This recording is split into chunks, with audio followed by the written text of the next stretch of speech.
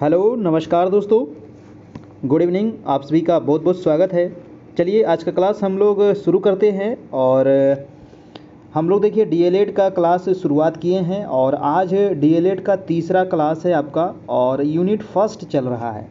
Unit first आज आपका ये पूरा कंप्लीट हो जाएगा, ठीक है। यूनिट फर्स्ट आज का जो क्लास है ये बहुत ही वेरी इंपॉर्टेंट क्लास है, क्योंकि यहाँ पर जितने भी शिक्षा आयोग हैं यहाँ पर देखने वाले हैं और ये लास्ट क्लास है आज यूनिट फर्स्ट का। और इसके बाद कल हम लोग तुरंत इसका क्वेश्चन आंसर देख लेंगे, जिसमें लगभग 50 से ज़्यादा प्रश्न हम लोग इसके बारे में यूनिट फर्स्ट से देखने वाले हैं। तो पीछे जितना पढ़ाया गया था उसको आप ज़रूर देख लीजिएगा, ताकि जो 50 क्वेश्चन का जो टेस्ट होने वाला है उसमें आप लोग अच्छा से अच्छा मार्क्स ला सके, ठीक है। तो आज यूनिट फर्स्ट यहाँ पर कंप्लीट हो जाएगा, ठीक है। चलिए, और जो लोग यूनिट फर्स्ट अगर डीएलएड में क्लास में ज्वाइन होना चाहते हैं, डीएलएड का समान अध्ययन का आपको मैथ का है ना पूरा सिलेबस आपको कंप्लीट करवाना चाहते हैं, तो आप हमारे क्लास में जुड़ सकते हैं दोस्तों। आपको सभी नोट्स मिल जाएगा, है ना, आपको सभी का टेस्ट मिल जाएगा। पीछे जो 85 टेस्ट हुआ है वो भी आपको मिल जाएगा और आगे जो आपको यूनिट वाइज जो क्लास हो रहा है वो भी आपको मिलते रहेगा। डेली जो आपकी क्लास होती है वो रात में 9 बजे से लाइव क्लास चलती है। ये हमारा व्हाट्सएप ग्रुप है, तो आप इस नंबर पे कांटेक्ट करके हमसे जुड़ सकते हैं। 28 जुलाई से ही न्यू बैच स्टार्ट हुई है, जिसमें डीएलएड का क्लास शुरुआत हुआ है और मैथ का क्लास शुरुआत हुआ है। मैथ में आपका 4 से 5 क्लास हुआ है और आपका डीएलएड का आज तीसरा क्लास है और इसमें हम लोग यूनिट फर्स्ट आज कंप्लीट हो जाएगा, ठीक है। थोड़ा सा वीडियो लंबा होगा क्योंकि यहाँ पर यूनिट जो लास्ट वाला है यूनिट फर्स्ट का पॉइंट वो काफ़ी बड़ा पॉइंट है ना, तो इसको हम लोग पूरा आज देखेंगे।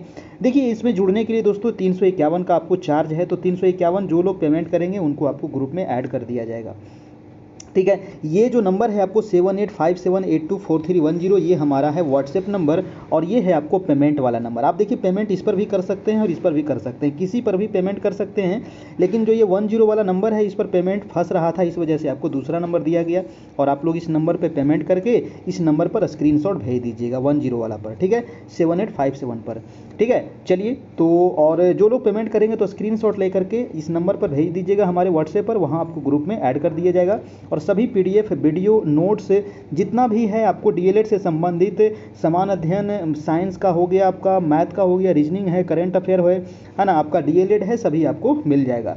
टेलीग्राम ग्रुप है हमारा कैरियर परिवार के नाम से, तो टेलीग्राम भी ज्वाइन कर लीजिएगा। यहाँ पर भी आपको क्वेश्चन डालते रहते हैं जहाँ से आपकी तैयारी होते रहेगी। आज भी टेलीग्राम ग्रुप में क्वेश्चन डाला गया था, ठीक है, तो इसको आप लोग जरूर से जरूर ज्वाइन कीजिएगा।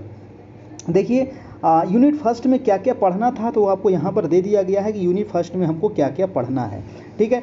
तो चलिए आज हम लोग शुरुआत करते हैं और शुरू से हम लोग क्या क्या पढ़ लिए हैं थोड़ा सा ये भी देखना जरूरी है ना। बच्चे तथा बचपन हम लोग पढ़ लिए हैं, है ना। बाल अधिकार के बारे में, समाज के बारे में, समाजीकरण, शिक्षा और ज्ञान, ये सब आपको पढ़ाया जा चुका है फर्स्ट क्लास में ही।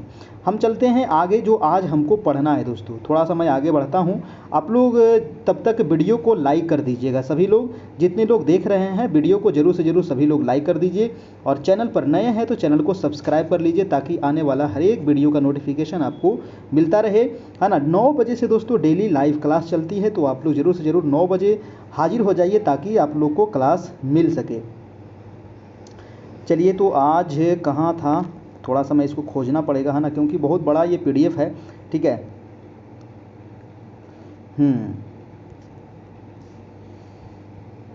चलिए आज हम लोग यहाँ से शुरू करेंगे, है ना, शिक्षा को समझने के विभिन्न आधार। जी हाँ, आज देखेंगे हम लोग जितने भी आयोग जैसे कि शिक्षा से संबंधित है, जैसे कि कृष्णन आयोग, राधा कृष्णन आयोग जो था आपका, मुदालियर आयोग है, कोठारी आयोग है ना। तो ये सभी आयोग जितने भी आयोग हैं इसको हम आज देखेंगे, अभी देखेंगे, है ना। और राष्ट्रीय शिक्षा नीति को भी देखेंगे 1986 वाला, उसमें संशोधन जो हुआ था 1992 उसको भी देखेंगे और उससे संबंधित महत्वपूर्ण फैक्ट हो यहाँ पर देखेंगे। तो ये काफ़ी इंपॉर्टेंट आज क्लास होने वाला है, ठीक है। और इसके बाद कल जो होगा क्लास वो इसका पूरा क्वेश्चन आंसर होगा, ठीक है। यूनिट फर्स्ट का पूरा क्वेश्चन आंसर होगा कल, तो कल भी जरूर ज्वाइन करना है और आज भी आपको क्लास पूरा देखना है। चलिए तो स्टार्ट करते हैं आज का क्लास।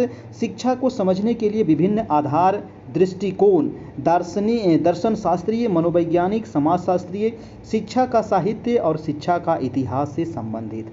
देखिए मानव जो है दोस्तों ये प्रकृति का सर्वोत्तम रचना है ना। मानव, प्रकृति में तो बहुत सारे जीव जंतु हैं, लेकिन जो सबसे सर्वोत्तम रचना कौन है तो वो है आपको मानव, जो अपने साथ कुछ जन्मजात शक्तियां लेकर के पैदा होता है और शिक्षा के द्वारा मानव की इस जन्मजात शक्तियों का विकास, उसके ज्ञान एवं कला कौशल में वृद्धि एवं व्यवहार में परिवर्तन किया जाता है और सम्य सुसंस्कृत एवं योग्य नागरिक बनाया जाता है ना। ये सभी जो बनाया जाता है वो शिक्षा के माध्यम से ही बनाया जाता है।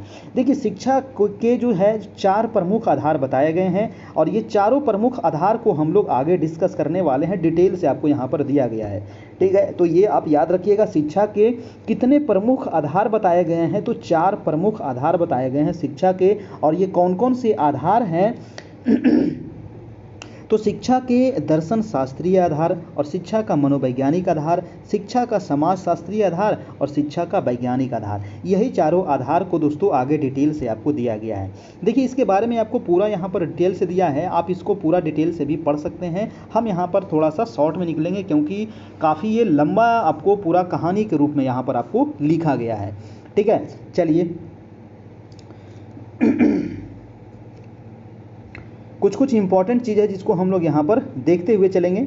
ठीक है, चलिए भौतिकवादी दृष्टि में शिक्षा के बारे में क्या कहा गया है, तो भौतिकवादी दृष्टि में शिक्षा को कहा गया है दोस्तों कि शिक्षा जो है, शिक्षा वह है जो मनुष्य को सुखपूर्वक जीवन व्यतीत करने योग्य बनाती है। तो ये आपको ध्यान रखना है और इससे संबंधित कुछ ज़्यादा एग्जाम में नहीं पूछा जाएगा, बस यहाँ पर समझने के लिए आपको दे दिया है कि शिक्षा को प्रमुख 4 भागों में बांटा गया है, दर्शन शास्त्रीय आधार, मनोवैज्ञानिक आधार, समाजशास्त्रीय आधार और वैज्ञानिक आधार। ये 4 आधार आप ध्यान में रखना है, इसको डिटेल में जाकर के ज़्यादा कुछ नहीं देखना है हमें, है ना। आप देखिए दूसरा आधार जो है वो मनोवैज्ञानिक आधार है, इसके बारे में आप यहाँ पर डिटेल से आप यहाँ पर पढ़ सकते हैं, है ना, जो आपको काफ़ी डिटेल से आपको यहाँ पर दिया गया है।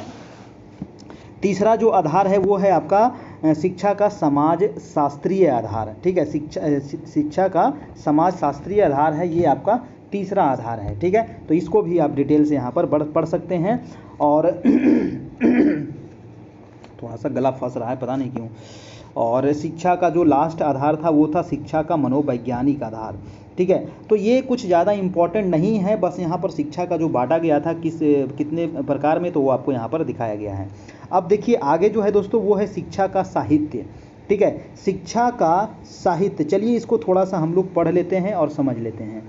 देखिए समाज को बदलने में शिक्षा और साहित्य जो है इसका सबसे महत्वपूर्ण योगदान होता है ना। समाज अगर बदलना है तो शिक्षा तो सबसे इम्पोर्टेंट है और शिक्षा के साथ साथ क्या है, साहित्य इम्पोर्टेंट है। साहित्य सांस्कृतिक कर्म का संयोग है और कल्पना सर्जन का आधार है। साहित्य जो है वो समाज का व्यवहार है, साहित्य अस्मिता की पहचान कराता है। संस्कृतियाँ और समाज लगातार बदलते हैं, यह शिक्षा और साहित्य के अनुसार ही चलते हैं। यहाँ पर देखिए आपको शिक्षा में साहित्य का पढ़ाया जाना बहुत महत्वपूर्ण है, जिसे हम निम्न बातों को समझ सकते हैं। देखिए कुछ कुछ यहाँ पर महत्वपूर्ण बात दिया है, आप इसको पढ़ सकते हैं, है ना। यहाँ पर आप इसको जब आपको PDF मिल जाएगा, है ना, कल आपका PDF ये मिल जाएगा ग्रुप में, आप इसको 1 बार 2 बार रीडिंग देखिएगा, है ना। आपके पास अगर समय बचेगा तो 1 बार 2 बार जरूर इसको रीडिंग दीजिएगा ताकि यहाँ से आपका और भी क्लियर हो जाए। ठीक है, शिक्षा में साहित्य पढ़ाया जाना बहुत ही महत्वपूर्ण है, जिसे हम निम्न बातों से समझ सकते हैं। बहुत सारे यहाँ पर पॉइंट आपको दिया गया है, आपको इसको पढ़ना है। हम आगे चलते हैं क्योंकि आगे आपका काफ़ी इम्पॉर्टेंट चीज़ है जो आपको पढ़ना बहुत ज़रूरी है। अब हमें क्या पढ़ना है दोस्तों, शिक्षा का साहित्य से संबंधित।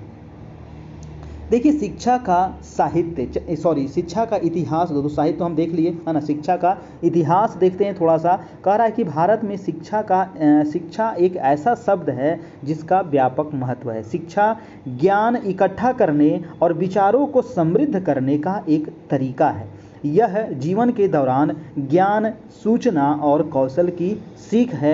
अनौपचारिक स्तर के साथ साथ औपचारिक स्तर पर शैक्षणिक अवसरों की एक श्रृंखला है। अब देखिए शिक्षा का जो इतिहास रहा है वो भारत में तो खास करके प्राचीन समय से ही रहा है ना। और भारत जो है ये शिक्षा के क्षेत्र में काफ़ी आगे रहा है प्राचीन काल से ही। तो यहाँ पर शिक्षा को प्राचीन काल, मध्य काल में आपको बांटा गया है ना। प्राचीन काल में कौन कौन इंपॉर्टेंट था शिक्षा से संबंधित वो भी आपको यहाँ पर दिया गया है ना। कह रहा है कि भारत में शिक्षा की इतिहास की जड़ें जो है वो काफ़ी प्राचीन काल से है। भारतीय शिक्षा प्रणाली ने एक लंबा सफ़र तय किया है। शिक्षण के वैज्ञानिक तरीके के अलावा शिक्षकों और छात्रों द्वारा समझाया गया संबंध भी काफ़ी पुराना है। भारत में शिक्षा के इतिहास का प्राचीन काल से पता जो है वो प्राचीन काल से ही लगाया जा सकता है। प्राचीन काल में शिक्षा 3री शताब्दी ईसा पूर्व के अनुरूप है।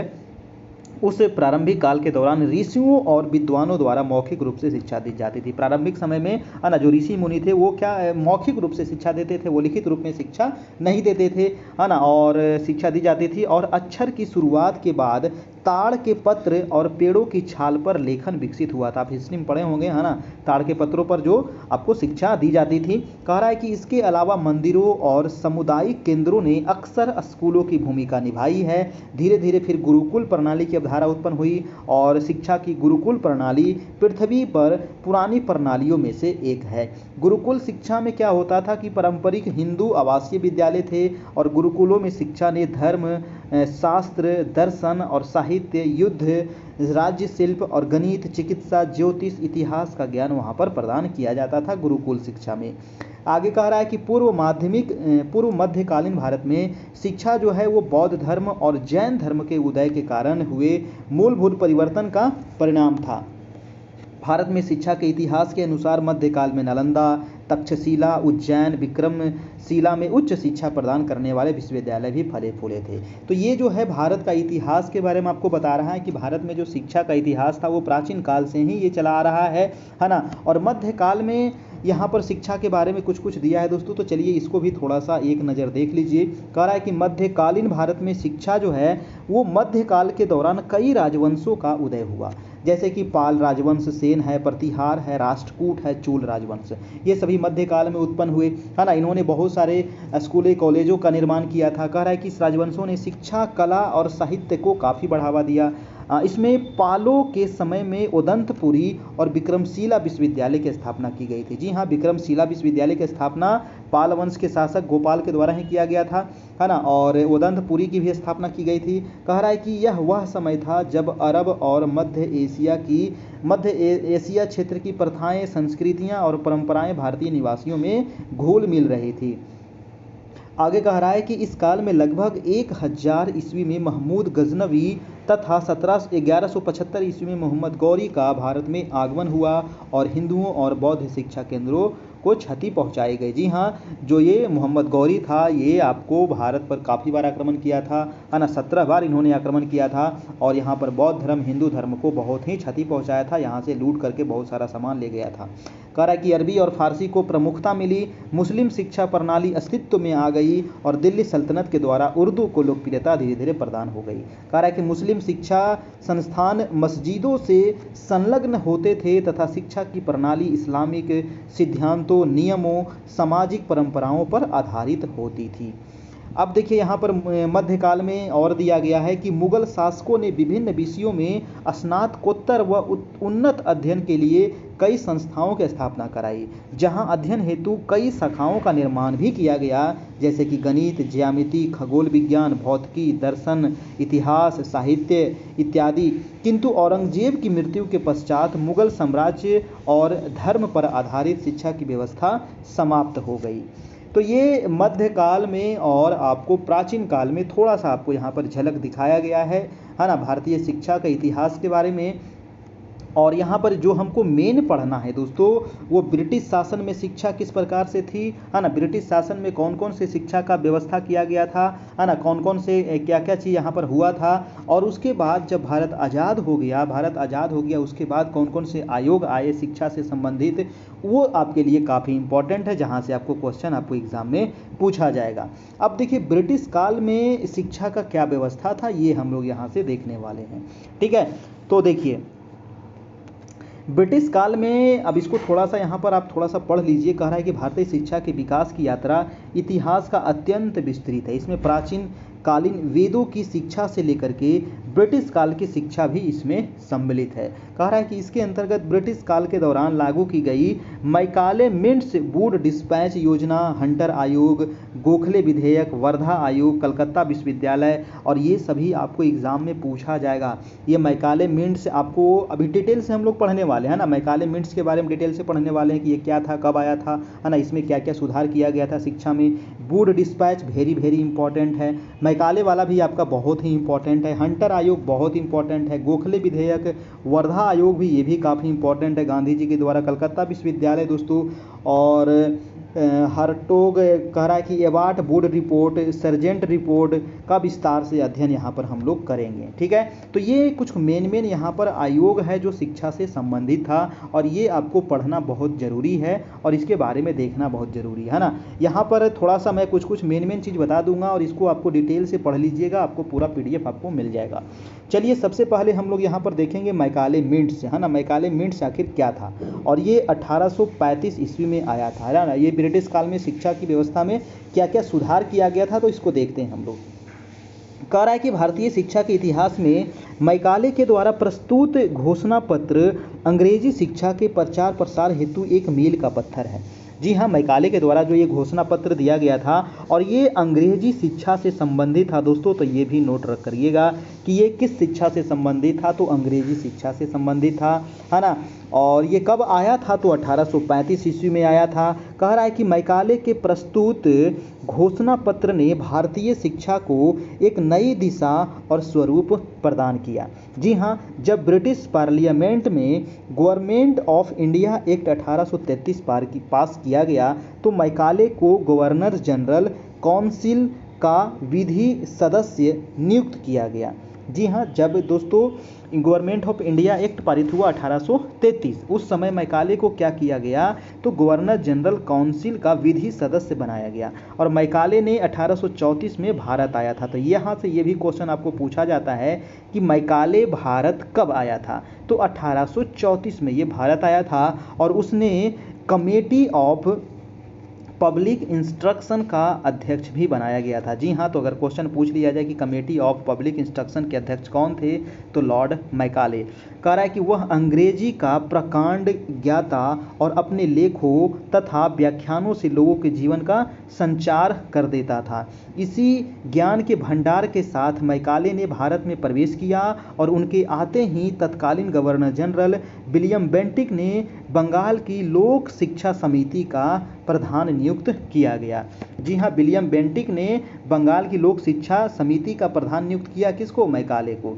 ठीक है, और तो ये भी आप ध्यान रखिएगा कि लोक शिक्षा समिति का मतलब कि तत्कालीन गवर्नर जनरल उसमें विलियम बेंटिक था, और उन्होंने बंगाल का लोक शिक्षा समिति इसको नियुक्त किया गया, किसको, तो मैकाले को। कह रहा है कि इस कमेटी में 10 सदस्य थे, जिनमें आधे सदस्य तो संस्कृत, फारसी, अरबी की शिक्षा जारी रखने के समर्थक थे, पर शेष आधे अंग्रेजी की और यूरोपीय विज्ञान की शिक्षा देने के पक्ष में थे। इस विवाद को समाप्त करने के लिए कंपनी के कर्मचारी और कंपनी के डायरेक्टरों की इच्छा को लागू करने की दृष्टि से मैकाले ने अपने वितरण पत्र में 3 नीतिगत बातें कही थी। कुछ यहाँ पर मतलब कि मतभेद उत्पन्न हो गया।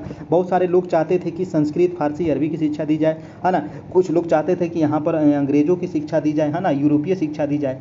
ठीक है, तो इस वजह से यहाँ पर मतभेद हो गया। अब देखिए यहाँ पर जो मतभेद हुआ उसके बारे में यहाँ पर थोड़ा सा आपको डिटेल से दिया गया है। ये हमको ज़्यादा डिटेल में नहीं जाना है, क्योंकि यहाँ से कुछ ज़्यादा प्रश्न आपको नहीं आएगा, है ना। और जो यहाँ पर इम्पोर्टेंट है वो हमको यहाँ पर देखते हुए चलना है। देखिए, अब हम आगे चलते हैं दोस्तों, इसको आप पढ़ लीजिएगा, है ना।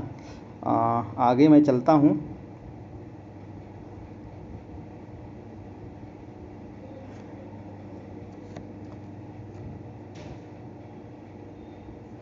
देखिए यहाँ पर ये आपको काफ़ी इंपॉर्टेंट है। कह रहा है कि 2 फरवरी, है ना, 2 फरवरी 1835 को ब्रिटिश संसद में दिए लॉर्ड मैकाले ने अपने भाषण में कहा, क्या कहा था कि मैंने भारत की और छोर की यात्रा की है, या ना। ये क्वेश्चन आपको यहाँ से कथन के रूप में पूछा जाता है ना, कि ये कथन किसका है, तो ये लॉर्ड मैकाले का कथन होगा, है ना। और ये 1835 के भाषण में उन्होंने कहा था, क्या कहा था, कह रहा था कि मैंने भारत की और छोर की यात्रा की, पर मैंने एक भी आदमी ऐसा नहीं देखा जो भीख मांगता हो या फिर चोर हो।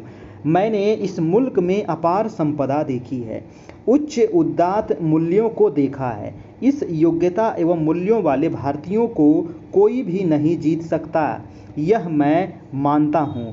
तब तक जब तक कि हम इस मुल्क की रीढ़ ही न तोड़ दें, है ना। इनका कहना क्या था कि इस मुल्क में जब तक इसका हम रीढ़ को नहीं तोड़ देंगे तब तक इसको कोई भी नहीं जीत सकता है। मैकाले का ये कथन था और वो कह रहे थे कि इस देश में कोई भी ऐसा हमें नहीं दिखा जो भीख मांगता हो या फिर चोर हो। इसका मतलब कि ब्रिटिश लोग चोर थे और भीख मांगते होंगे, है ना, लेकिन इंडिया में उन्होंने ऐसा नहीं देखा। कह रहा है कि भारत की रीढ़ है और उनकी भारत की रीढ़ है उसकी आध्यात्मिक और सांस्कृतिक विरासत। भारत की रीढ़ क्या है? आध्यात्मिक और सांस्कृतिक विरासत, और इसी को मैकाले तोड़ना चाहता था। इसीलिए मैं यह प्रस्ताव करता हूं कि भारत की पुरानी शिक्षा व्यवस्था को हम बदल दें, उसकी संस्कृति को बदलें, ताकि हर भारतीय यह सोचे कि जो भी विदेशी है वही बेहतर है ना। ये देखिए, मतलब कि रीढ़ की हड्डी को ही ये तोड़ना चाहता था। वे यह सोचने लगे कि अंग्रेजी भाषा महान है अन्य देशी भाषाओं से, इससे वे अपना सम्मान खो बैठेंगे और अपनी देशज जातीय परंपराओं को भूलने लगेंगे। फिर वे वैसे ही हो जाएंगे जैसा हम चाहते हैं। सचमुच एक आक्रांत एवं पराजित राष्ट्र, और यही उन्होंने किया और धीरे धीरे करके वो सफल भी हो गया था। ठीक है, आगे कह रहा है कि काफ़ी विचार विमर्श के बाद 7 मार्च 1835 को मैकाले का घोषणा पत्र लागू हुआ, जिसका रूपरेखा इस प्रकार से है। और ये मैकाले का घोषणा पत्र था दोस्तों 1835 ईस्वी में ही इसका मतलब कि लागू किया गया था। घोषणा पत्र में इन्होंने क्या क्या कहा था, तो यहाँ पर आपको 4 पॉइंट में दिया गया है ना। दिया गया है कि ब्रिटिश सरकार का प्रमुख उद्देश्य भारतवासियों में यूरोपीय साहित्य एवं विज्ञान का प्रचार प्रसार करना है, अतः केवल इसी कार्य के लिए शिक्षा संबंधी राशि व्यय की जाएगी। दूसरा था कि प्राच्य शिक्षालयों का बहिष्कार एवं उन्मूलन नहीं किया जाएगा, इसके अध्यापकों तथा छात्रों को पूर्व के समान ही वेतन एवं छात्रवृत्तियां दी जाएगी। तीसरा था कि भविष्य में प्राच्य शिक्षा संबंधी पुस्तकों का मुद्रण तथा प्रकाशन नहीं होगा और अंग्रेजी साहित्य एवं विज्ञान का प्रसार करने में व्यय किया जाएगा। मतलब कि इन्होंने अंग्रेजी साहित्य और विज्ञान पर ये काफ़ी जोर दिए थे, और जो पुरानी शिक्षा था उसका मतलब कि प्रकाशन नहीं किया जाएगा, उसका मुद्रण नहीं किया जाएगा, इन्होंने तीसरा पॉइंट में लिखा। चौथा पॉइंट में है कि इन सुधारों से बचा हुआ धन भारतीयों में अंग्रेजी भाषा के माध्यम द्वारा अंग्रेजी साहित्य एवं विज्ञान प्रसार में व्यय किया जाएगा। मतलब कि इन्होंने पूर्ण रूप से भारतीयों की जो भाषा थी, भारतीयों का जो भाषा था उस पर बिल्कुल ध्यान नहीं दिया और इन्होंने अंग्रेजी पर पुरजोर ध्यान दिया, है ना। तो ये था दोस्तों आपका मैकाले का, है ना, मैकाले वाला था आपका मैकाले मिंट्स योजना। ठीक है, 1835। अब जो हम लोग देखने वाले हैं वो है Wood dispatch. Very very important है वुड डिस्पैच, है ना। ये क्वेश्चन तो यहाँ से पूछेगा कि वुड डिस्पैच जो योजना था, है ना, ये कब आया था, तो 1854 में आया था, है ना। इसमें क्या क्या था दोस्तों, तो चलिए इसको हम लोग देखते हैं। कह रहा है कि बोर्ड ऑफ कंट्रोल के प्रधान चार्ल्स वुड, जी हाँ, बोर्ड ऑफ कंट्रोल के प्रधान कौन थे, तो चार्ल्स वुड थे, और इन्होंने 19 जुलाई 1854 को भारतीय शिक्षा पर एक व्यापक योजना प्रस्तुत की। जी हाँ, तो आपको क्वेश्चन पूछ सकता है कि वुड डिस्पैच योजना कब प्रस्तुत किया गया था, किसके द्वारा दिया गया था, तो चार्ल्स वुड के द्वारा, इसीलिए इसको वुड डिस्पैच कहा जाता है ना। चार्ल्स वुड के द्वारा ये दिया गया था 19 जुलाई 1854 को। तो ये पहला क्वेश्चन आप नोट कर लीजिएगा, यहाँ से क्वेश्चन पूछा जाएगा किसने दिया था, तो चार्ल्स वुड ने। कह रहा है कि जिसे वुड का डिस्पैच भी कहा जाता है। 100 अनुच्छेदों वाले इस प्रस्ताव में शिक्षा के उद्देश्य, माध्यम, सुधारों आदि पर विचार किया गया था। जी हाँ, वुड डिस्पैच जो योजना था इसमें टोटल अनुच्छेद कितने थे, तो 100 अनुच्छेद थे इसमें, मतलब कि 100 नियम कानून था। ठीक है, कह रहा है कि इस घोषणा पत्र को भारतीय शिक्षा का मैग्ना कार्टा भी कहा जाता है। वेरी वेरी इंपॉर्टेंट लाइन है ना। भारतीय शिक्षा का मैग्ना कार्टा किसे कहते हैं, एक बार नहीं 1000 बार एग्जाम में पूछा गया है, तो वुड डिस्पैच को कहा जाता है भारतीय शिक्षा का मैग्ना कार्टा, है ना। तो ये नोट आपको करना है ना, और ये मैंने कई बार टेस्ट में आपको करवा भी चुके हैं। ठीक है, चलिए, कह रहा है कि इस घोषणा पत्र को मैग्ना कार्टा कहा जाता है। ठीक है, आगे क्या कह रहा है दोस्तों कि उच्च शिक्षा को अंग्रेजी भाषा के माध्यम से दिए जाने पर बल दिया गया था। यानी कि वुड डिस्पैच जो योजना था इन्होंने भी अंग्रेजी भाषा में ही शिक्षा दिए जाने पर बल दिया था, और मैकाले मिंट्स जो योजना था वो भी अंग्रेजी शिक्षा पर ही जोर दिया था आपका। यानी कि ये लोग अंग्रेज सिर्फ इंडिया में अंग्रेजी भाषा पर जोर दे रहे थे, कह रहा है, परंतु साथ ही देसी भाषा के विकास को भी महत्व दिया था। जी हाँ, इन्होंने साथ साथ देसी भाषा को भी महत्व दिया था, लेकिन ज़्यादा इन्होंने अंग्रेजी भाषा को महत्व दिया था। कह रहा है कि ग्राम स्तर पर देसी भाषा के माध्यम से अध्ययन के लिए प्राथमिक पाठशालाएं भी स्थापित हुई और इसके साथ ही जिलों में हाई स्कूल स्तर के एंग्लो वर्नाक्यूलर कॉलेज खोले गए। घोषणा पत्र में सहायता अनुदान दिए जाने पर भी बल दिया गया था। जी हाँ, अब इसके बारे में और भी काफ़ी डिटेल से आपको यहाँ पर दिया गया है दोस्तों कि वुड घोषणा पत्र की प्रमुख बातें क्या थी। तो प्रमुख बातें आपको यहाँ पर दिया गया है। क्या क्या प्रमुख बातें हैं इसको थोड़ा सा हमें देख लेना चाहिए। कह रहा है कि वुड घोषणा पत्र की प्रमुख बातें निम्नलिखित है। पहला था कि शिक्षा संबंधी एक स्थायी नीति निर्धारित कर उसकी समुचित व्यवस्था की आवश्यकता समझी गई है। दूसरा था कि शिक्षा के स्तर एवं उसके पाठ्यक्रम में सुधार या परिवर्तन लाने की आवश्यकता समझी गई, यानी कि उसका जो पाठ्यक्रम है उसमें कुछ चेंज किया गया है ना, सुधार लाया गया। तीसरा है कि अंग्रेजी शिक्षा के विकास के साथ नवीन ढंग के प्रशिक्षण संस्थाओं की वृद्धि की आवश्यकता हुई। और चौथा है कि शिक्षण माध्यम अंग्रेजी के साथ ही भारतीय भाषाओं में भी शिक्षण माध्यम बनाने का आवश्यकता महसूस हुई, यानी कि इन्होंने अंग्रेजी के साथ साथ भारतीय देसी भाषाओं पर भी ये जोर दिया था। तो ये जो लाइन है ये काफ़ी इंपॉर्टेंट है, ठीक है। तो ये वुड डिस्पैच जो योजना था इन्होंने अंग्रेजी के साथ साथ देसी भाषाओं पर भी जोर दिए थे।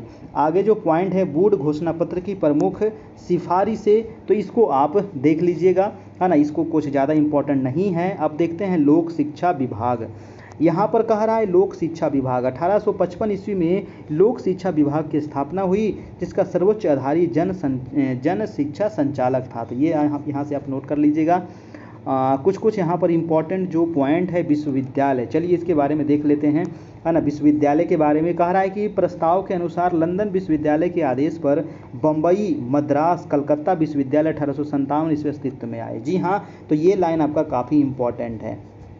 कह रहा है कि लंदन विश्वविद्यालय के आदेश पर ही दोस्तों भारत में बम्बई, मद्रास और कलकत्ता विश्वविद्यालय 1857 ईस्वी में अस्तित्व में आया था। तो कब आया था अस्तित्व में? तो 1857 में, याद रखिएगा। कह रहा है कि 1847 ईस्वी से पूर्व भारत में कुल 19 विश्वविद्यालय थे, है ना। तो यहाँ से एक पॉइंट ये भी आप नोट कर लीजिएगा कि 1847 से पहले, यानी कि भारत की आज़ादी से 100 साल पहले भारत में 19 विश्वविद्यालय थे टोटल। कह रहा है कि इसमें एक कुलपति, उप कुलपति, सीनेट और विधि सदस्यों की व्यवस्था की गई थी, ठीक है। तो यहाँ से कुछ पॉइंट आपको नोट कर लेना है।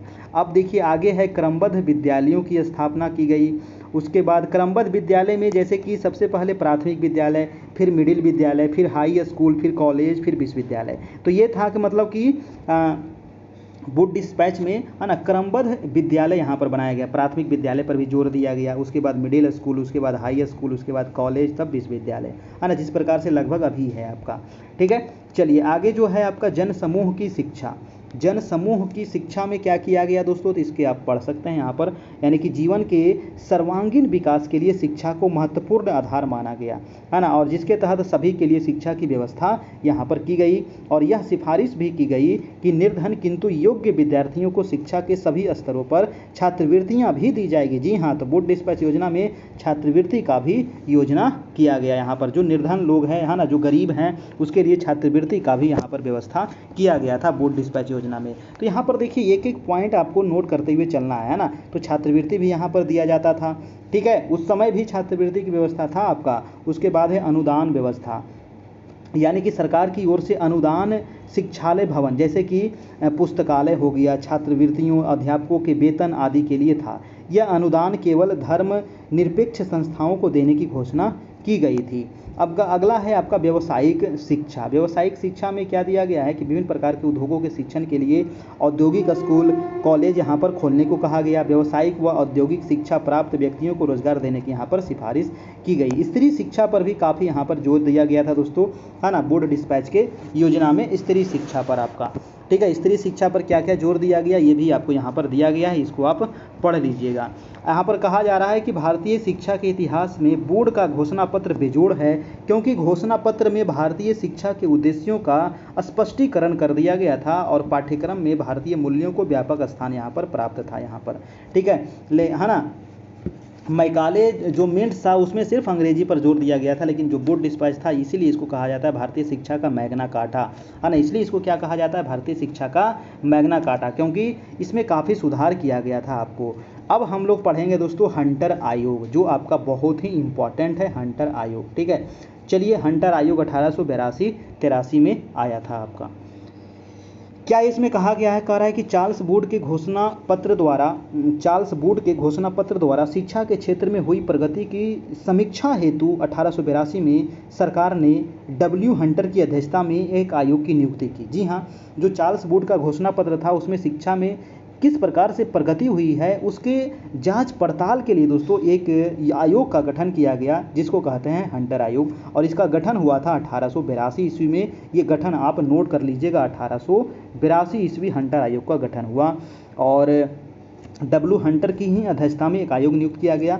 इस आयोग में 8 सदस्य भारतीय और 14 विदेशी थे। ये भी नोट कर लीजिएगा, इसमें 8 सदस्य भारतीय थे और 14 इसमें विदेशी थे। कह रहा है कि आयोग को प्राथमिक एवं माध्यमिक शिक्षा की समीक्षा तक ही सीमित कर दिया गया था। जी हाँ, आयोग को प्राथमिक और माध्यमिक शिक्षा की समीक्षा के लिए यहाँ पर सीमित कर दिया गया था ना। यहाँ पर हाई स्कूल और यहाँ पर विश्वविद्यालय और कॉलेजों के लिए यहाँ पर इसको नहीं मतलब कि तैयार किया गया था। ठीक है, अब है कि आयोग की नियुक्ति के कारण क्या थे, है ना। आयोग जो ये नियुक्त किया गया था, हंटर आयोग जो नियुक्त किया गया 1882 ईस्वी में, इसका क्या कारण था, क्यों नियुक्त किया गया? कह रहा है कि हंटर आयोग की नियुक्ति के निम्नलिखित कारण थे। क्या कारण थे? कि वुड के घोषणा पत्र की असफलता, है ना, वुड का घोषणा पत्र की असफलता। दूसरा है कि जन शिक्षा की अवहेलना। तीसरा है कि पूर्व के शिक्षा सिद्धांतों, आयोगों, समितियों, क्रियाओं के स्वरूप और क्रियान्वयन में अंतर। चौथा है शिक्षा के वास्तविक स्थिति का पता लगाने के लिए, और पांचवा है कि मिशनरियों का आंदोलन। तो ये कुछ यहाँ पर कारण था जिसके वजह से हंटर आयोग का गठन किया गया था।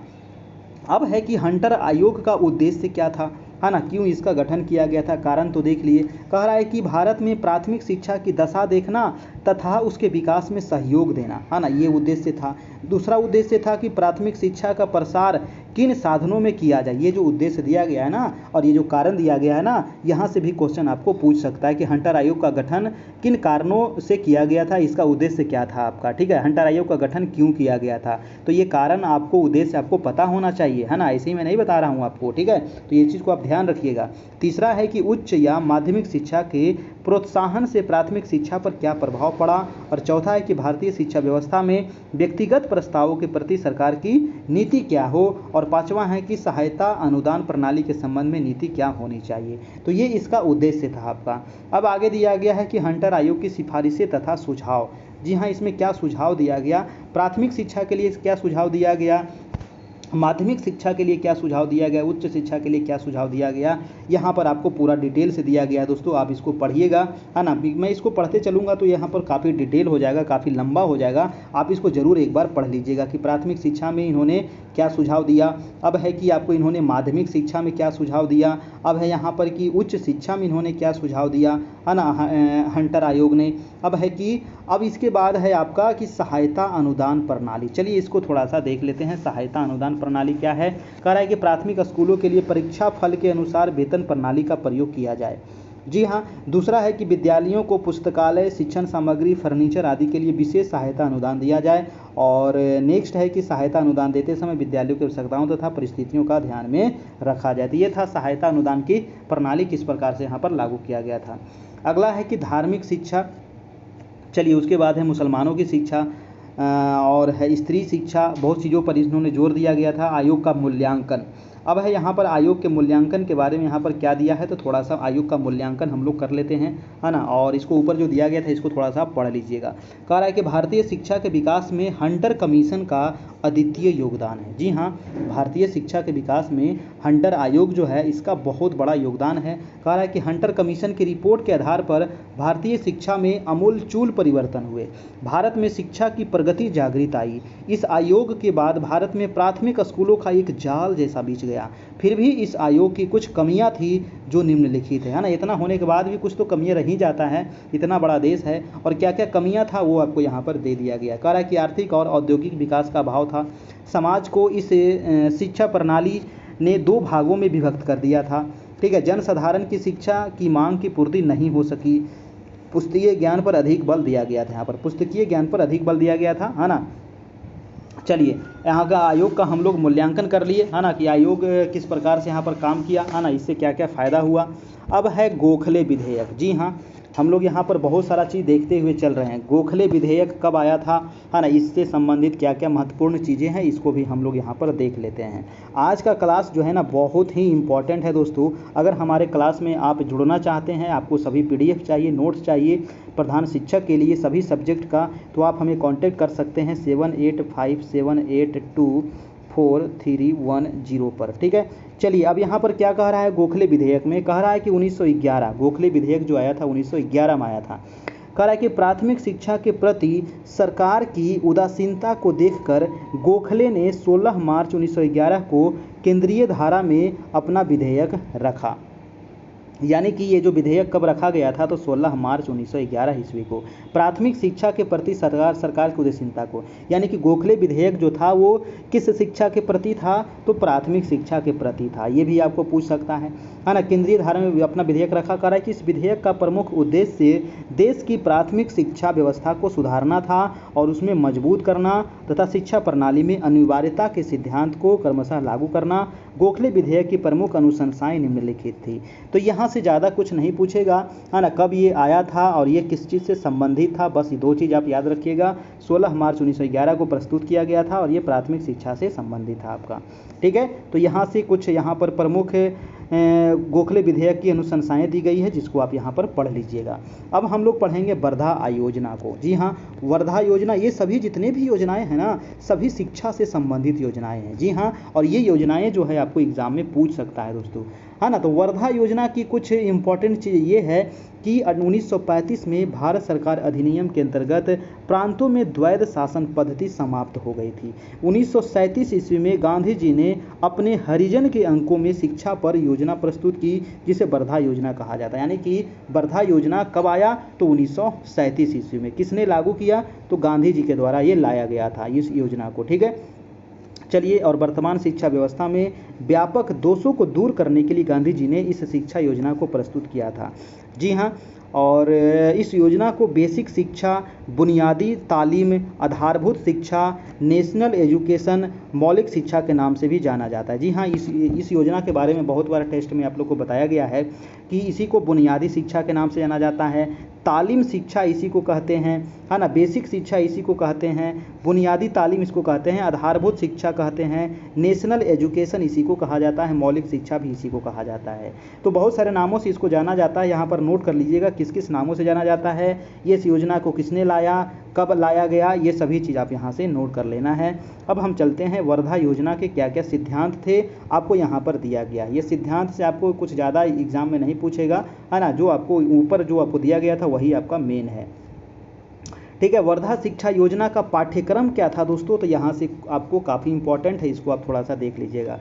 वर्धा शिक्षा जो योजना था, ये मातृभाषा, सामान्य विज्ञान, सामान्य अध्ययन, अंक गणित, संगीत, और यहाँ पर चित्रकला, हिंदुस्तानी और गृह विज्ञान। उसके बाद एक और था काटना, बुनना, चमड़े का काम, सिलाई, काष्ठकर्म, फल सब्जियां उगाना, खेती-बाड़ी करना, भारतीय भौगोलिक परिस्थितियों के अनुसार कोई भी अन्य हस्त उद्योग इसमें शिक्षा देना संभव हो। तो मतलब कि इतने सारे यहाँ पर सब्जेक्ट शामिल थे किसमें, यानी कि इसके पाठ्यक्रम में, वर्धा शिक्षा योजना के पाठ्यक्रम में। ठीक है, चलिए अब हम चलते हैं वर्धा शिक्षा योजना की जो कुछ कुछ महत्वपूर्ण विशेषताएं हैं उसको यहाँ पर दिया गया है, आप यहाँ पर पढ़ लीजिएगा, है ना, कि वर्धा शिक्षा योजना की क्या क्या मुख्य विशेषताएं थी। बहुत सारी यहाँ पर विशेषताएं आपको दिया गया है। अब चलते हैं, थोड़ा सा यहाँ पर झलक दिखाते हैं आपको कोठारी शिक्षा आयोग का।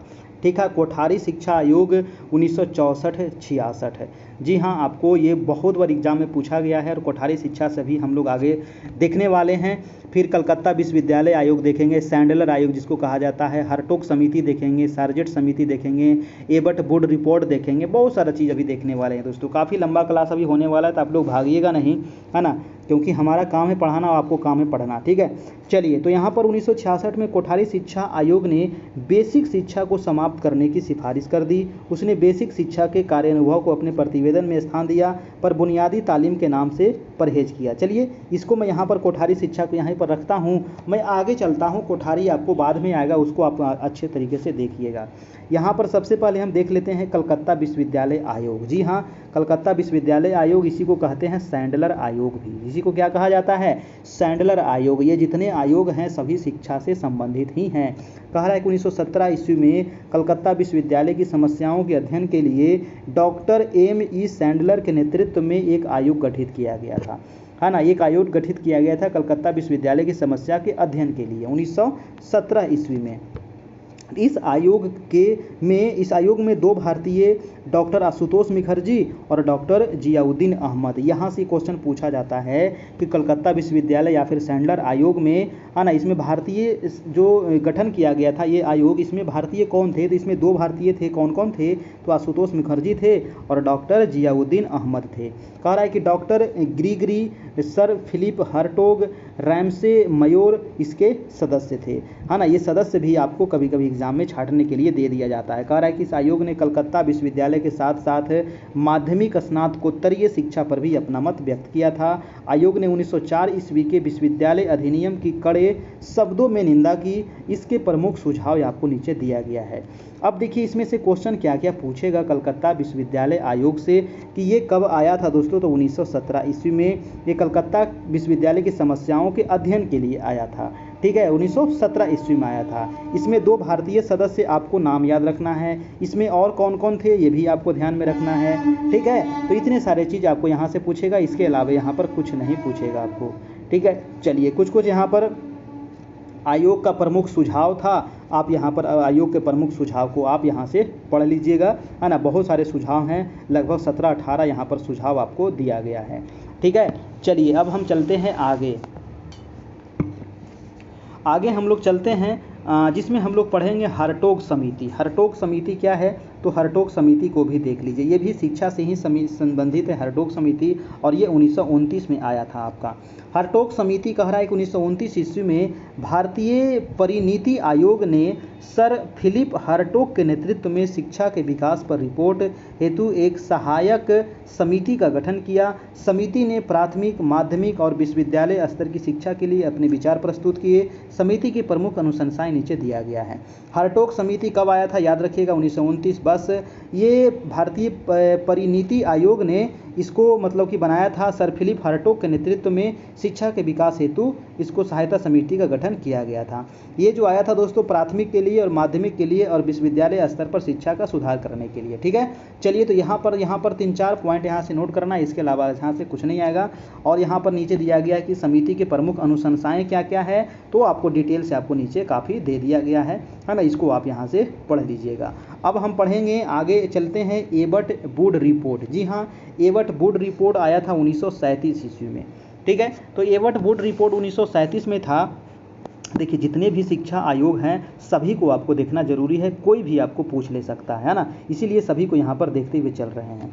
तो कह रहा है कि भारतीय शिक्षा में परिवर्तन करने के लिए 1936-37 में मैसर्स एबट और वुड को आमंत्रित किया गया। जी हाँ, एबट वुड रिपोर्ट दो व्यक्ति थे इसमें, मैसर्स एबट और वुड। कब आया था ये? 1936-37 में, ठीक है। भारतीय शिक्षा में परिवर्तन के लिए कह रहा है कि भारतीय शिक्षा व्यवस्था का पूर्ण मूल्यांकन करने के पश्चात उन्होंने 1937 में अपनी रिपोर्ट प्रस्तुत की थी। यानी कि अपनी रिपोर्ट कब प्रस्तुत किया था? तो 1937 ईस्वी में एबट वुड रिपोर्ट। कह रहा है कि एबट वुड रिपोर्ट के नाम से ये जाना जाता है। इस रिपोर्ट में मैसर्स एबट और वुड के द्वारा निम्नलिखित सुझाव दिया गया था। क्या क्या सुझाव दिया गया है आप यहाँ से नीचे पढ़ सकते हैं, है ना। इसमें से ज़्यादा कुछ नहीं पूछेगा, कब आया था, है ना, ये किसके लिए था, आपको ये सभी चीज़ आपको पूछा जा सकता है। बस चलते हैं अब हम आगे। Sergeant report. जी हाँ, सर्जेंट रिपोर्ट ये कब प्रस्तुत किया गया? 1944 में। ये भी आपको शिक्षा से संबंधित है। देखिए अभी जितना भी आयोग हम लोग देखे हैं ये सभी आपका भारत की आज़ादी से पहले का ही है ना। तो सर्जेंट रिपोर्ट के बारे में कह रहा है कि ये 1944 ईस्वी में केंद्रीय शिक्षा सलाहकार मंडल के अध्यक्ष सर जॉन सर्जेंट, जो भारत सरकार में शिक्षा सलाहकार के पद पर नियुक्त थे, ने सर्जेंट रिपोर्ट प्रस्तुत की थी। तो सर्जेंट रिपोर्ट किसने प्रस्तुत किया? तो याद रखिएगा सर जॉन सर्जेंट के द्वारा प्रस्तुत किया गया। कब प्रस्तुत किया गया? 1944 ईस्वी में। बस ये 2-4 सवाल यहाँ से आपको पूछ सकता है।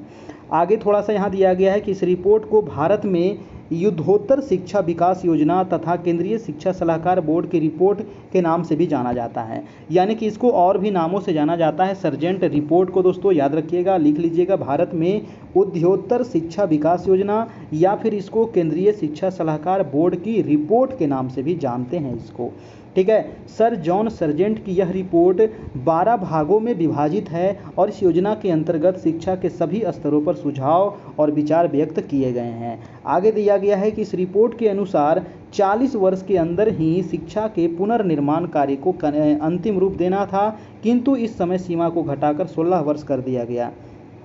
40 वर्ष से 16 वर्ष कर दिया गया। इस योजना में इंटरमीडिएट श्रेणी को समाप्त करने की व्यवस्था की गई थी। जी हाँ, सर्जेंट योजना में ही इंटरमीडिएट को समाप्त करने की व्यवस्था की गई थी।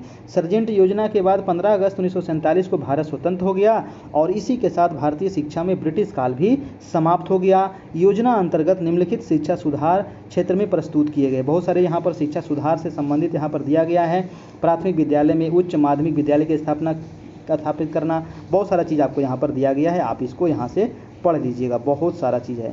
अब हम लोग पढ़ेंगे दोस्तों, अभी तो पढ़ रहे थे यानी कि ब्रिटिश काल में, है ना, ब्रिटिश काल में शिक्षा व्यवस्था का हम लोग देख रहे थे। जो भी यहाँ पर आयोग था उसको हम लोग देखे, यहाँ पर हंटर आयोग, है ना, बहुत सारे वुड डिस्पैच, ठीक है। तो अब हम लोग देखेंगे स्वतंत्रता के बाद। जी हाँ, जब हमारा देश अब आज़ाद हो गया है, 1947 में हमारा देश आज़ाद हो गया, तो स्वतंत्रता के पश्चात शिक्षा में किस प्रकार से परिवर्तन हुआ, कौन कौन से आयोग आए, है ना, कौन कौन से यहाँ पर शिक्षा में सुधार हुआ, इसको हम लोग यहाँ पर देखेंगे। तो चलिए शुरू करते हैं अब स्वतंत्रता के पश्चात। अभी आपका क्लास समाप्त नहीं हुआ है, अभी बहुत लंबा चलने वाला है आपका क्लास। तो चलिए हम लोग शुरू करते हैं, अभी लगभग आधा घंटा और चलेगा।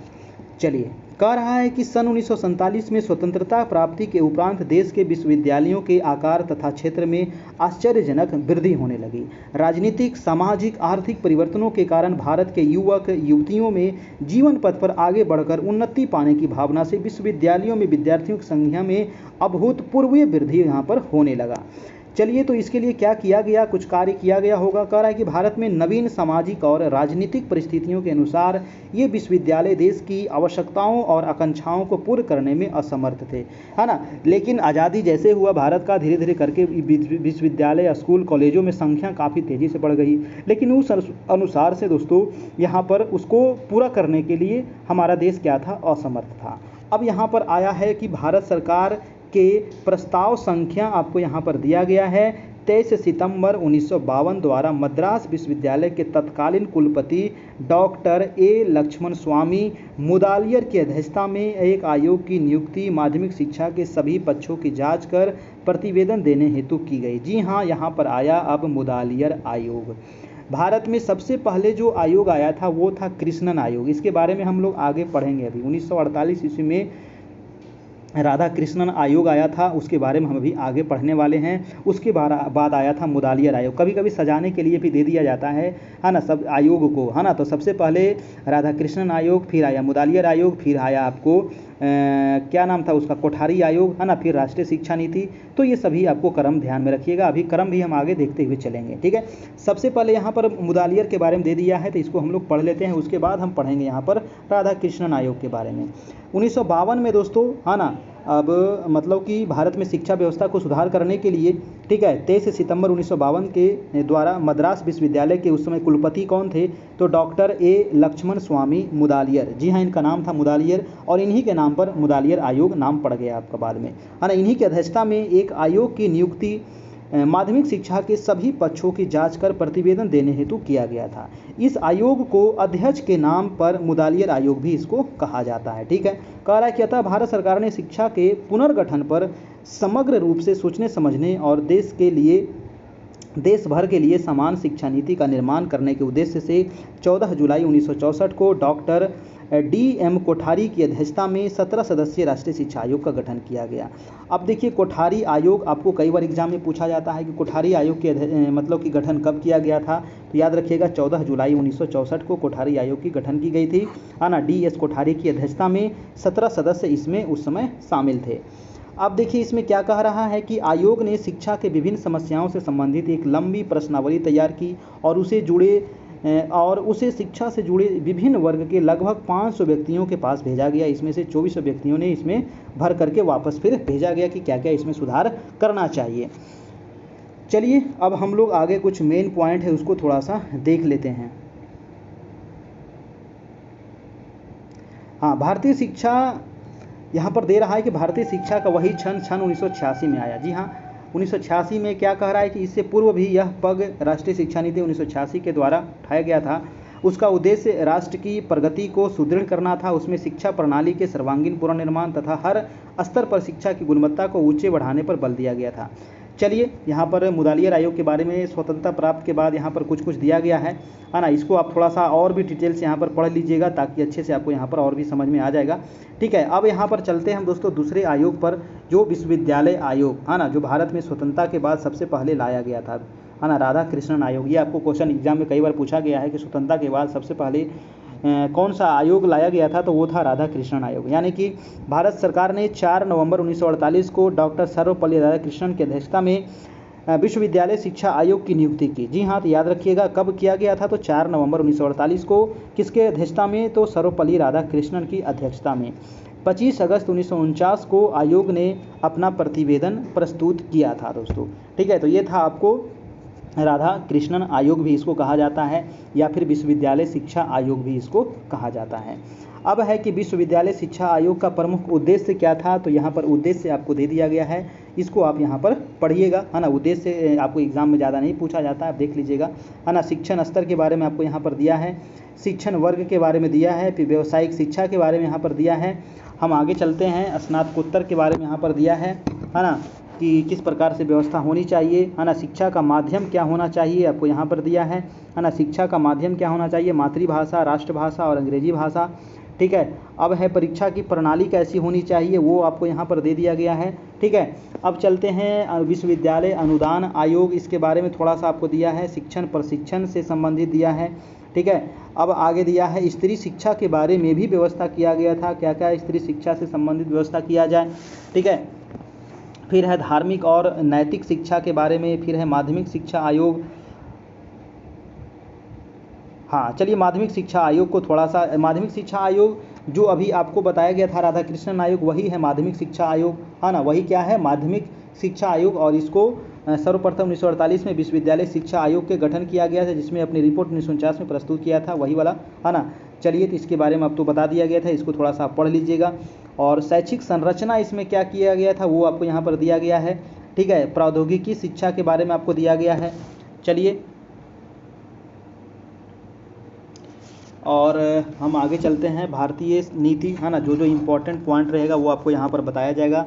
भारतीय नीति हो गया, पाठ्यक्रम हो गया, शिक्षण विधियाँ हो गया, चरित्र निर्माण हो गया, नवीन परीक्षा एवं मूल्यांकन विधि हो गया, आयोग का मूल्यांकन किस प्रकार किया गया था वो आपको दिया गया है, आयोग के मूल्यांकन में क्या क्या किया गया था।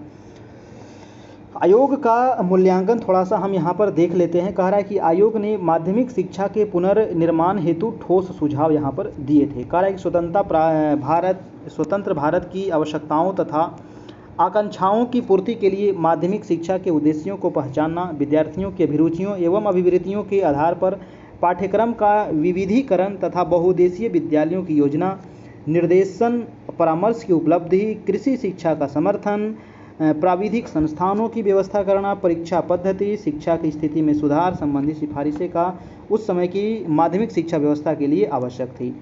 अब यहाँ पर दिया गया है कि बहुभाषीय भारत देश के लिए भाषाओं के अध्ययन की सर्वमान्य योजना, बालिकाओं की शिक्षा के प्रसार हेतु आवश्यक कदम, अनुसूचित जाति जनजाति की शिक्षा, क्षेत्रीय असंतुलन पर ठोस सिफारिशों का भाव है, फिर भी ऊपर दिए गए सुझाव यहाँ पर प्रशंसनीय हैं।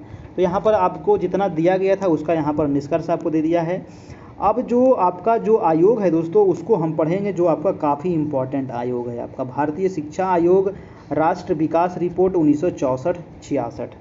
तो चलिए इसको थोड़ा सा हम यहाँ पर देखते हैं। कह रहा है कि स्वतंत्र होते ही हमने देश की शिक्षा प्रणाली में सुधार के लिए प्रयास शुरू कर दिए। इस संदर्भ में भारत सरकार का पहला बड़ा कदम था विश्वविद्यालय शिक्षा आयोग, जो हम लोग अभी देखे 1948 वाला। कह रहा है कि इस आयोग ने विश्वविद्यालय शिक्षा के प्रशासन, संगठन और उसके स्तर को ऊंचा उठाने संबंधी ठोस सुझाव दिए। उसके कुछ सुझावों को लागू भी किया गया और उसमें उच्च शिक्षा के क्षेत्र में सुधार भी किया गया। कह रहा है कि शिक्षा के क्षेत्र में भारत सरकार का दूसरा बड़ा कदम था माध्यमिक शिक्षा आयोग की नियुक्ति। जी हाँ, और इस आयोग के तत्कालीन माध्यमिक शिक्षा के दोषों को उजागर किया और उसके पुनर्गठन हेतु अनेक सुझाव भी दिए गए। कुछ प्रांतीय सरकारों ने उनके सुझावों के अनुसार शिक्षा में परिवर्तन करना भी शुरू कर दिया, यानी कि माध्यमिक शिक्षा आयोग।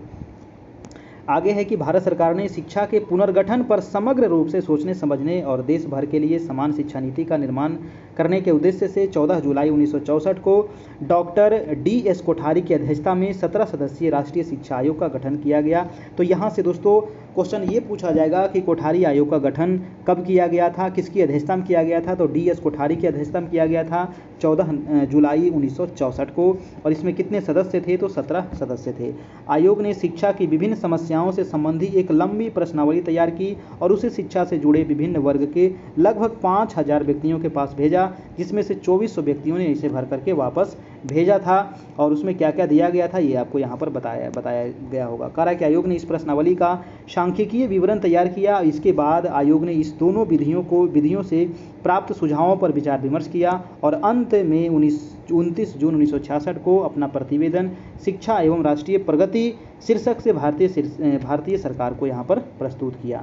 ठीक है, तो इसीलिए कहा जाता है कि जो कोठारी आयोग है ये 1964-66 में इसका ये आपको आया था भारत में। ठीक है, ये गठन हुआ था 14 जुलाई 1966 को और अपना ये जो प्रतिवेदन जो प्रस्तुत किया गया था ये 29 जुलाई 1966 को यहाँ पर प्रस्तुत किया गया था।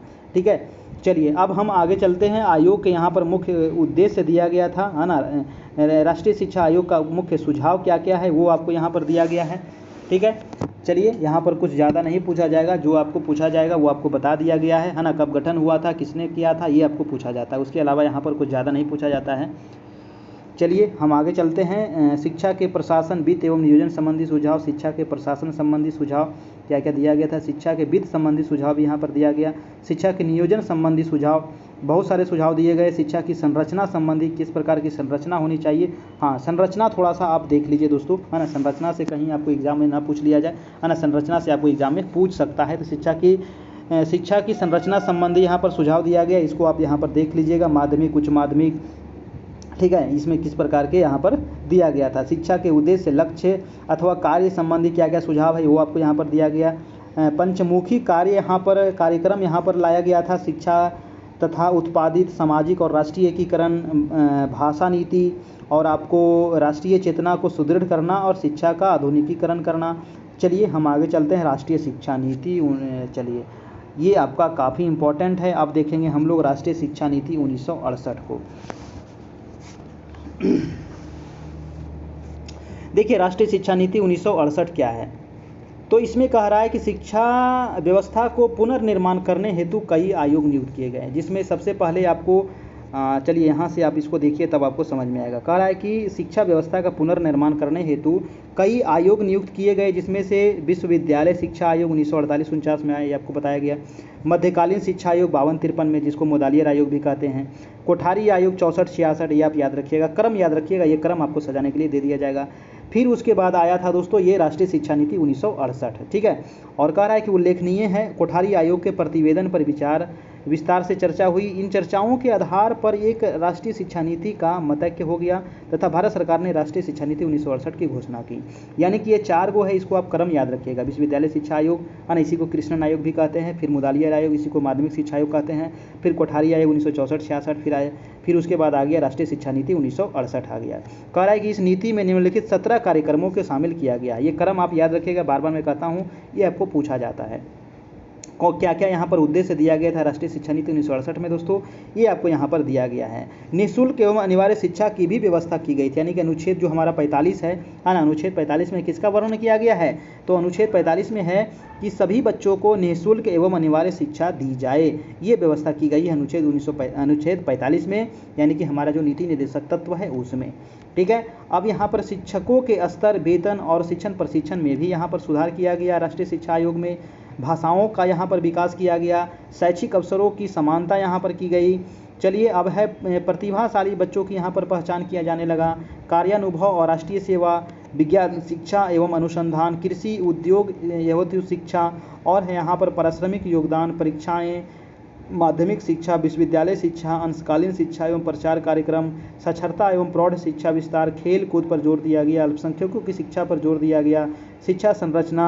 और उसके बाद आता है दोस्तों आपका राष्ट्रीय शिक्षा नीति 1986, ये अभी आपका सबसे इम्पोर्टेंट है ना, राष्ट्रीय शिक्षा नीति 1986। अब आ जाइए राष्ट्रीय शिक्षा नीति 1986 पर। ठीक है, चलिए काफ़ी लंबा हो रहा है ना, मज़ा आ रहा है कि नहीं मज़ा आ रहा है। देखिए यहाँ पर सिर्फ कहानी के रूप में दिया गया और जो जो मेन पॉइंट है वही हम बताते हुए चल रहे हैं। पूरा कहानी पढ़ेंगे तब तो ये 10 दिन में भी ख़त्म नहीं होगा, है ना, और आप बोर भी हो जाइएगा। चलिए अब देखते हैं राष्ट्रीय शिक्षा नीति जो 1986 था और प्रोग्राम ऑफ एक्शन 1992।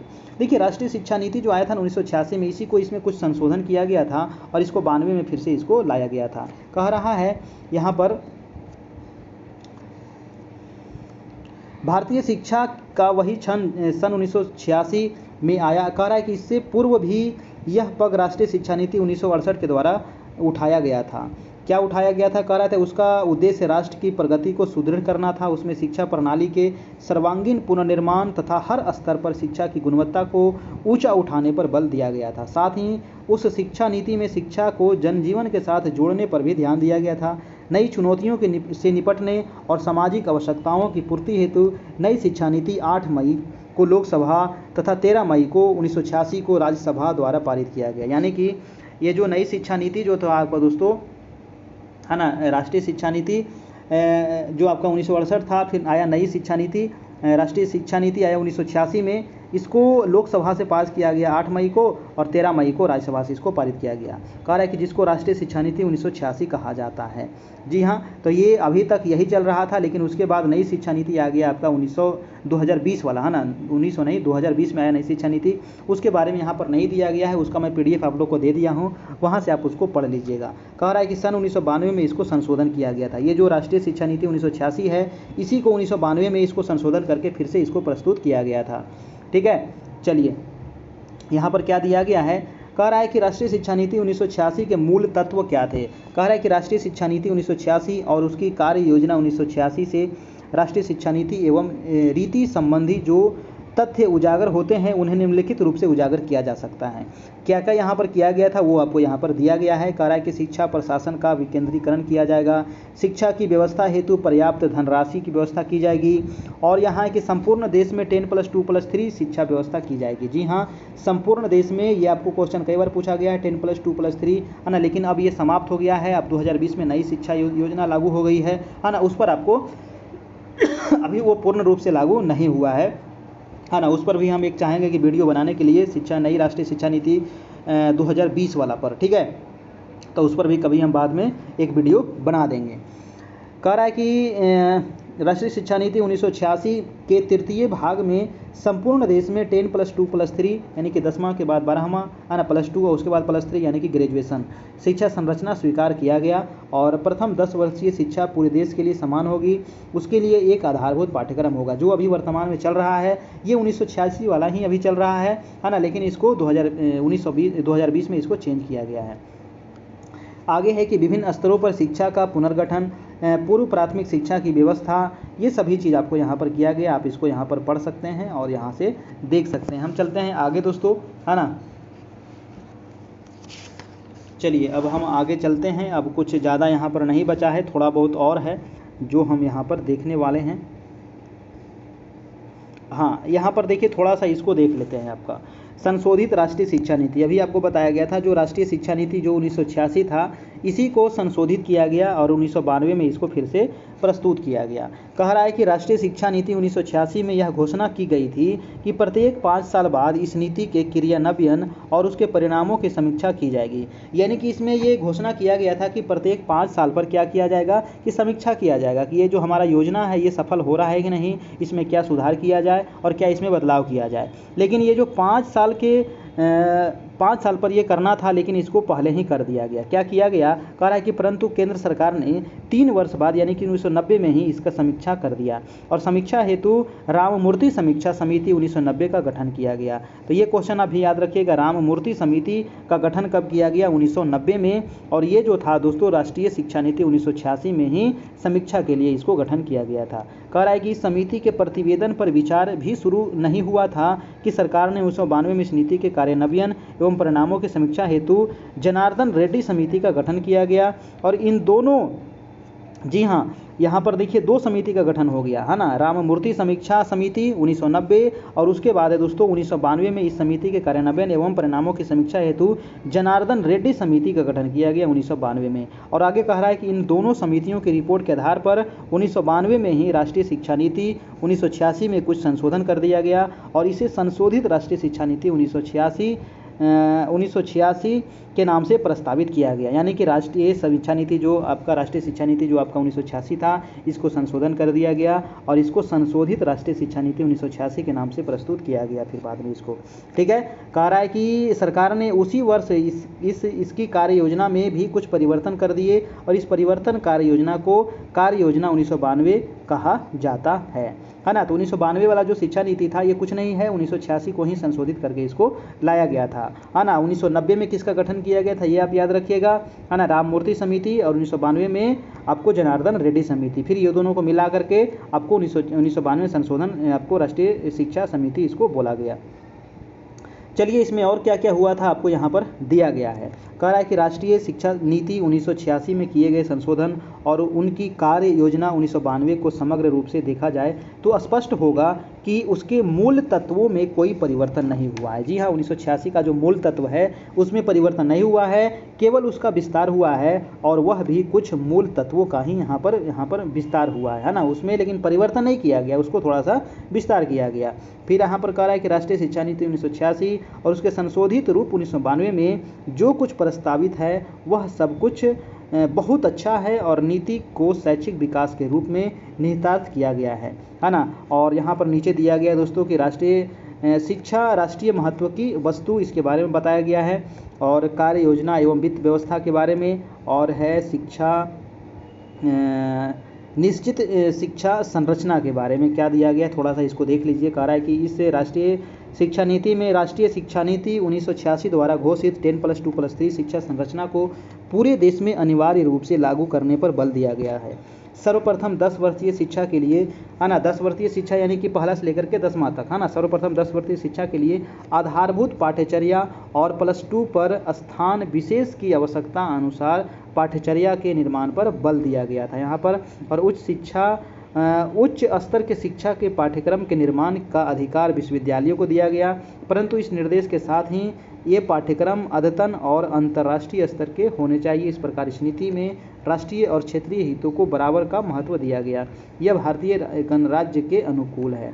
तो ये था दोस्तों आपका संशोधित राष्ट्रीय शिक्षा नीति 1992, है ना। एक पॉइंट यहाँ पर और दिया गया है, ये कुछ ज़्यादा इम्पोर्टेंट नहीं है, बस ज्ञान की अवधारणा, है ना, दार्शनिक परिप्रेक्ष्य में यहाँ पर दिया गया है ज्ञान की अवधारणा, है ना, ज्ञान की अवधारणा के बारे में यहाँ पर आपको बताया गया है। इसको आप पढ़ लीजिएगा, है ना, कि चलिए यहाँ पर दिया गया प्रत्यक्ष ज्ञान उपनिषद के अनुसार ज्ञान की क्या अवधारणा है ना, उपनिषद के अनुसार ज्ञान की क्या अवधारणा है, गीता के अनुसार ज्ञान की क्या अवधारणा है, बेकन के अनुसार, प्लेटो के अनुसार। यहाँ से आप कुछ यहाँ पर नोट कर लीजिएगा ज्ञान की अवधारणा। ये क्वेश्चन आपको पूछ सकता है ना, कि उपनिषद के अनुसार जैसे कि दे दिया जाए कि ज्ञान गूढ़ तथा रहस्यमय है, इसलिए ज्ञान उसी को प्रदान किया जाना चाहिए जो ज्ञान प्राप्त करने के पात्र हो।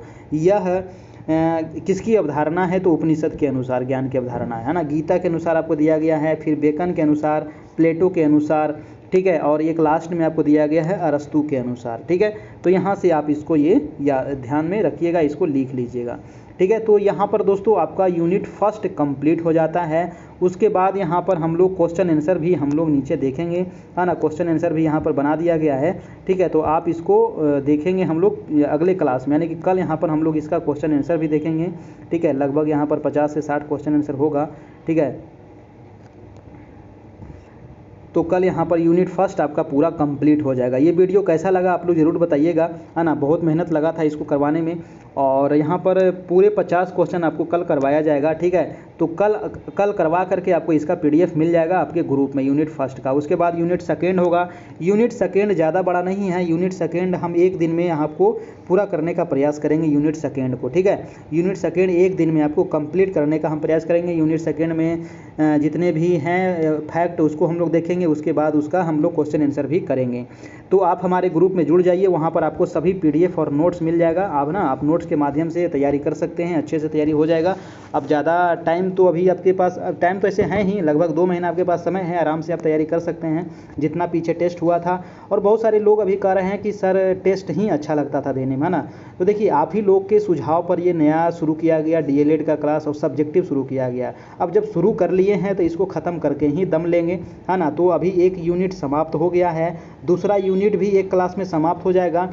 तो आपको 30 क्लास लगभग ये चलेगा, 30 क्लास में आपका ये कंप्लीट हो जाएगा, है ना। और लगभग अभी 10 क्लास मैथ का बचा है, तो यानी कि 40 क्लास में पूरा आपका कंप्लीट हो जाएगा। पीछे तो आपको पूरा टेस्ट कराया ही गया है ना, वो सब्जेक्ट के अनुसार ही पीछे टेस्ट कराया गया था, आप देखे होंगे। आप वहाँ से उसका टेस्ट जरूर दीजिएगा, ठीक है। तो हमारा ये नंबर है दोस्तों, आप इस पर 351 का पेमेंट कर दीजिए और पेमेंट करने के बाद हमें स्क्रीनशॉट आप हमें भेज दीजिए इसी नंबर पर, है ना। इसी नंबर पे पेमेंट करके हमें स्क्रीनशॉट भेज दीजिए। देखिए पेमेंट आप एक नंबर और दिया गया है, इस पर भी आप पेमेंट कर सकते हैं 9341550523, है ना। ये जो नंबर है, अगर ऊपर वाले नंबर पर अगर पेमेंट अगर फेल हो जाता है तो आप इस नंबर पर पेमेंट कर दीजिए, इस पर पेमेंट हो जाएगा आपका, ठीक है। 2 नंबर आपको दिया गया है, गूगल पे कर सकते हैं, फ़ोन पे कर सकते हैं, पेटीएम कर सकते हैं, ठीक है। और पेमेंट करने के बाद स्क्रीनशॉट ले लीजिएगा और ये ऊपर वाला नंबर है 7857 वाला, इस पर आप स्क्रीनशॉट भेज दीजिएगा, जहां आपको ग्रुप में जोड़ दिया जाएगा और सभी नोट्स आपको वहां पर प्रोवाइड करा दिया जाएगा। पीछे जितना टेस्ट हुआ था 85-90 टेस्ट, मैथ का जितना क्लास हुआ है, डीएलएड का जितना क्लास हुआ है, सब आपको वहाँ पर मिल जाएगा। करेंट अफेयर का मिल जाएगा, समान अध्ययन मिल जाएगा, साइंस का मिल जाएगा, सब चीज़ का मिल जाएगा दोस्तों, है ना। जाके आप वहाँ से तैयारी आराम से कर सकते हैं, ठीक है।